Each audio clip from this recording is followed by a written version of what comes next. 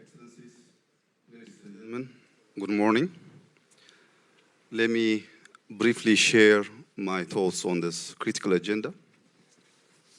The developing world, particularly African countries, are facing a cocktail interconnected crises.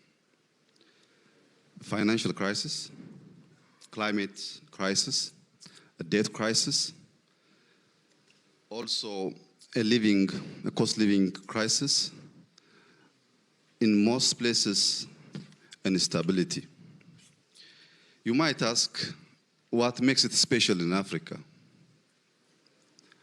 What makes it unique in Africa is the magnitude of the crisis, as well as the interconnectivity of the crisis.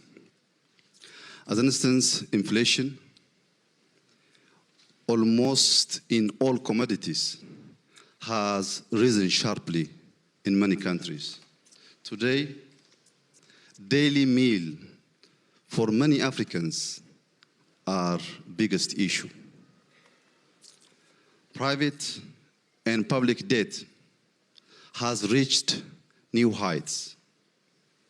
Today, in most low-income countries,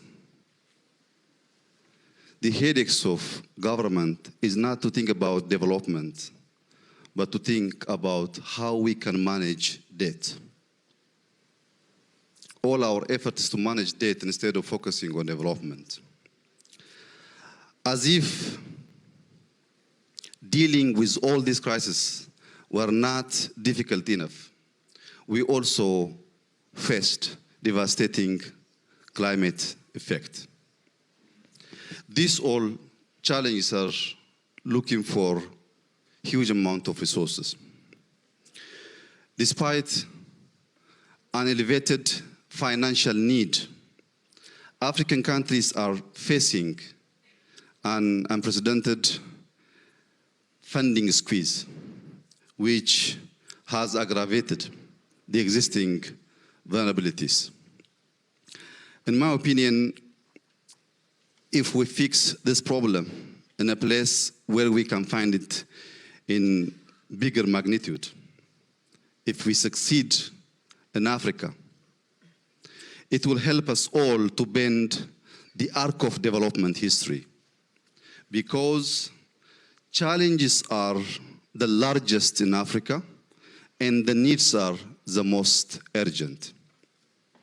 In a place where challenges are large and needs are urgent, fixing the problem, it might help us to correct our course and to handle similar challenges in different parts of the world.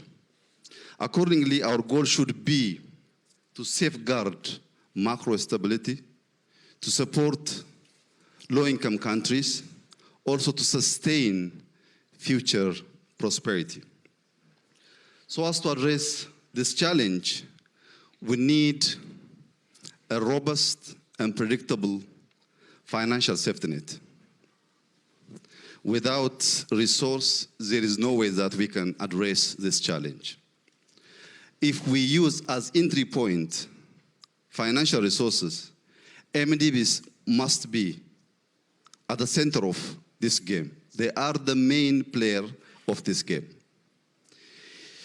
So if they are going to play great role on addressing this challenge, I think we should make reform on these financial institutions, at least in the following areas. Firstly, implement past plays. We have to walk the talk. There are lots of plays here and there, but delivery is not as the promises. So we should keep past plays in climate financing, SDR, also on injecting additional capitals for financial agencies so as to provide enough amount of resources for low-income countries. Secondly, boost concessional financing and grant. Without getting enough amount of concessional financing and grant, today's interconnected challenges is not addressed in a way that we're doing business today. It requires huge concessional financing, also grants. That is the only way that we minimize additional crises, also focus on our objectives of development. Thirdly, we have to finance green future. I don't know what others are doing. In Ethiopia, we're financing on low carbon pathway. 98% of our energy sources from green source. We're investing on hydro, we're investing on wind, we're investing on geothermal, we're investing on solar energies. Besides this investment on clean energy, we have also an initiative called Green Legacy. We have started this initiative before a few years, 2019. The initiative will continue till 2026. Till last year, from 2019 till 2022, we have planted 25 billion seedlings. This year, we just started last week, we're going to plant in the next 3 months 7 billion seedlings. In total, this year we'll reach 32 billion. Till 2026, the objective is to reach 50 billion seedlings. Imagine if Ethiopia is investing $1, starting from preparation of seedlings all the way to plantation.